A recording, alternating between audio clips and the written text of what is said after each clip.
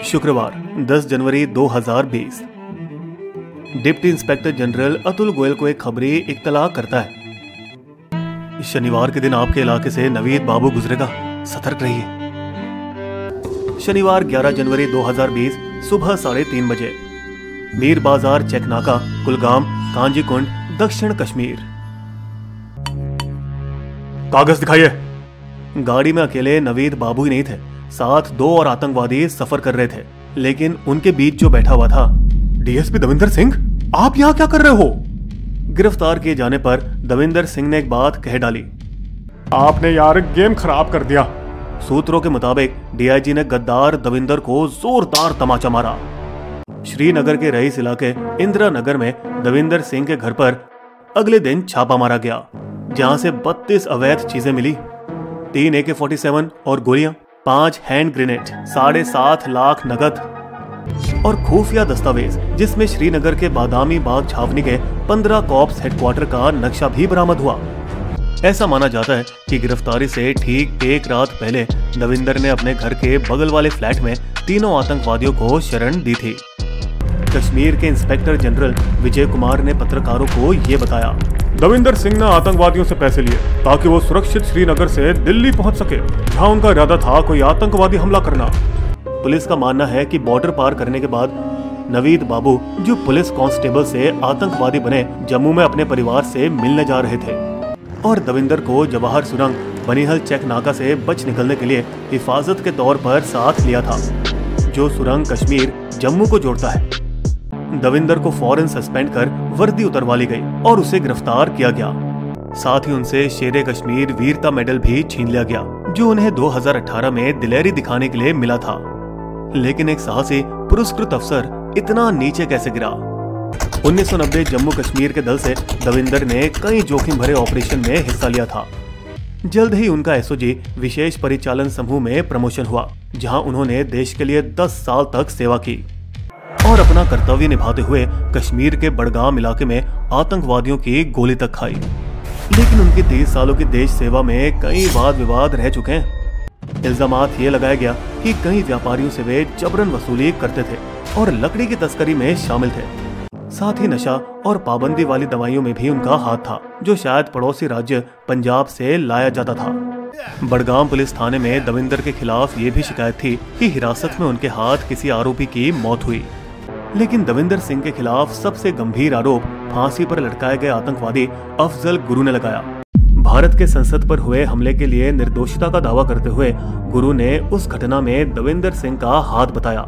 दविंदर सिंह ने मुझ पर दबाव डालकर 2 लोगों को दिल्ली ले जाने पर और उनकी रहने की व्यवस्था करने पर मजबूर किया। मुझे नहीं पता था वो किस लिए दिल्ली आए थे। अफजल गुरु की फांसी और भारतीय संसद पर हमले का अजीबोगरीब मामला अरुंधति रॉय की 2016 की किताब में वे लिखती हैं कि अफजल गुरु ने यह दावा किया। मेरे कॉल रिकॉर्ड की जांच करो, कई कॉल दविंदर सिंह के मिलेंगे। संसद हमले का असली अपराधी कौन, उनसे ही पूछो।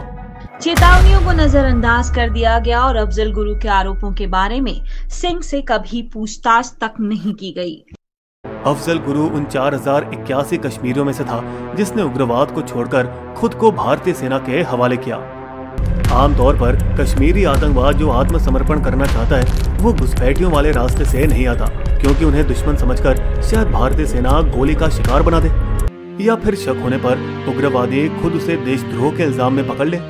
इसलिए वे नेपाल या बांग्लादेश के माध्यम से नकली पाकिस्तानी पासपोर्ट से आते हैं और वहाँ के भारतीय दूतावास से संपर्क करते हैं, जहाँ रॉ और आईबी एजेंटों द्वारा उनकी तहकीकात होती है। कहाँ है तुम्हारे कैंप? पीओके में तुम्हारा हैंडलर कौन था? और अगर इससे वे क्लियर हो जाते हैं तो उन्हें नगद पैसे देकर नया जीवन शुरू करने का मौका दिया जाता है। ऐसे मौके पर दविंदर सिंह जैसे अफसरों की जरूरत पड़ती है, जो माना जाता है कि इस काम के लिए दसियों बार बांग्लादेश की यात्रा कर चुके हैं। क्या हो सकता है इन यात्राओं के दौरान पाकिस्तानी आईएसआई एजेंट ने उसे तोड़ फोड़ कर डबल एजेंट बना दिया हो? अगर ऐसा है तो अपनी हरकतों को छुपाने के लिए उन्होंने एक मुमकिन स्थिति का सहारा लिया, अपनी बच्ची का। बेटी, आपकी पढ़ाई कैसी चल रही है? दविंदर की बेटी बांग्लादेश में पढ़ती थी। जांच से ये पता चलेगा कि क्या वे बांग्लादेश सिर्फ उससे मिलने जाते थे। एक और बात हो सकती है कि दविंदर सिंह गद्दार नहीं बल्कि रॉ मिशन पर थे, जिसके बारे में जम्मू कश्मीर पुलिस को भी कानो कान खबर नहीं थी। यही कारण हो सकता है कि जब वे गिरफ्तार किए गए तब दविंदर ने कथित तौर पर डीआईजी गोयल से हैरानी के साथ ये कहा, आपने यार गेम खराब कर दिया। इस थ्योरी के अनुसार जब कश्मीर में अनुच्छेद 370 के रद्द होने के बाद पूरा कम्युनिकेशन बंद कर दिया गया, तब पुलिस की खुफिया एजेंसियों को भी जानकारी मिलना बंद हो गई। सब सुनसान है, कहीं से कुछ खबर मिल ही नहीं रही। दविंदर, जो उस समय श्रीनगर अंतर्राष्ट्रीय हवाई अड्डे के एंटी हाईजैकिंग विंग में तैनात थे, अक्टूबर में रॉ द्वारा हिज्ब में घुसपैठ करने के इरादे से बुलाए गए। दविंदर, आप दक्षिणी कश्मीर में जिहादी नेटवर्क से वाकिफ हो, हमें एक ऑपरेशन में आपके संपर्कों का इस्तेमाल करने की जरूरत है। 2019 के आखिरी दिनों में दविंदर ने जम्मू के एक सेफ हाउस में हिज्ब कर्मचारी और रॉ के बीच एक मुलाकात करवाई। हालांकि उससे कुछ फायदा नहीं हुआ। रॉ की नजरों में सिंह की अहमियत बढ़ी। इस मिशन के लिए रॉ और आईबी ने कुछ और ऐसे हिज्ब कर्मचारियों की पहचान की जो पहले पुलिस में काम किया करते थे। इनमें एक था आदिल बशीर, एक पूर्व स्पेशल ऑफिसर, जो कुछ दिनों बाद ही जनवरी 2020 में शोपिया जिले में पुलिस एनकाउंटर में मारा गया। गाड़ी में 5वां आदमी जो दविंदर सिंह और 3 आतंकवादियों के साथ बैठा था, वो था इरफान शफी मीर, शोपिया का रहने वाला एक वकील, जिसका बाप पुलिसकर्मी से आतंकवादी बना था। कथित तौर पर वो भी इस गुप्त रॉ ऑपरेशन का हिस्सा था। मीर खुफिया समुदाय में काफी जाने माने थे, जिसके ना ही हिज्ब से अच्छे ताल्लुकात थे, बल्कि भारतीय सरकार के साथ भी काम करने से हिचकिचाते नहीं थे। रिपोर्टों के मुताबिक भारतीय खुफिया एजेंसियों ने इरफान मीर को पुलिस हिफाजत से रिहा करवाया था जब 2019 में वो गिरफ्तार हुए थे। तो अगर ये एक रॉ ऑपरेशन था तो उनका रास्ता साफ क्यों नहीं किया गया? डीआईजी साहब, एक सफेद I-10 कल रात आपके इलाके से गुजरेगी, उसे रोकना मत। पूरे जम्मू कश्मीर में संचार बंद किए जाने के बावजूद भी दविंदर सिंह जैसे विशेष अफसरों का फोन व्हाइट लिस्टेड होता, यानी कि काम करता, और ऑपरेशन आसानी से कोऑर्डिनेट होता। सर, हम बनिहाल चेक नाका पहुंचने वाले हैं, इंतजाम कर दिया गया है ना? या क्या दविंदर देश से गद्दारी कर रहा था? वरना क्यों वो अपने वरिष्ठों को बताए बिना एक वांटेड आतंकवादी को पुलिस से बचाते हुए ले जा रहा था जम्मू के एक गुप्त गृह में? और फिर चंडीगढ़ और दिल्ली, वो भी गणतंत्र दिवस के 2 हफ्ते और दिल्ली चुनाव के 1 महीने पहले। अब दविंदर पर हर घटना का शक किया जा रहा है। अफजल गुरु के सालों पुराने इल्जाम एक बार फिर उभर रहे हैं। संयोग ये है कि दविंदर पुलवामा में ही थे जब 40 सीआरपीएफ जवानों की आतंकवादियों द्वारा हत्या की गई। खुफिया एजेंसियां एक दूसरा नजरिया भी खोजबीन कर रही हैं। वो ये कि शफी मीर इतनी बार पाकिस्तान क्यों गया था, और क्या वो मीर ही था जिसने ऑपरेशन के लिए दविंदर का इस्तेमाल किया? पूछताछ के दौरान नावेद बाबू ने कथित तौर से सब कुछ उगल दिया। हिज्ब को उत्तरी कश्मीर में फैलाने के लिए रशीद इंजीनियर मदद कर रहे हैं। सिंह की गिरफ्तारी के बाद ये माना जाता है कि एनएसए प्रमुख अजित डोभाल और रॉ प्रमुख सामंत गोयल इस मामले पर चर्चा की। दविंदर की कहानी अनसुलझी गांठों की तरह ढेरों गुत्थियों से उलझी है। वे नायक हैं या देशद्रोही? क्या वे अंडर कवर थे या गद्दार? क्या वे एक बड़े खेल के मास्टरमाइंड थे या सिर्फ एक शतरंज का मोहरा? बिस्बो की शायरी।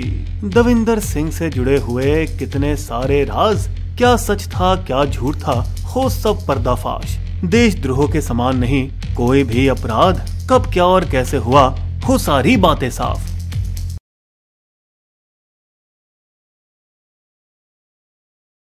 अगर आपको हमारी वीडियो पसंद आए तो सब्सक्राइब करें हमारे YouTube चैनल को और पेज पर बने बेल आइकन को क्लिक जरूर कीजिएगा ताकि आपको हमारे लेटेस्ट वीडियो की जानकारी आसानी से मिल सके। धन्यवाद।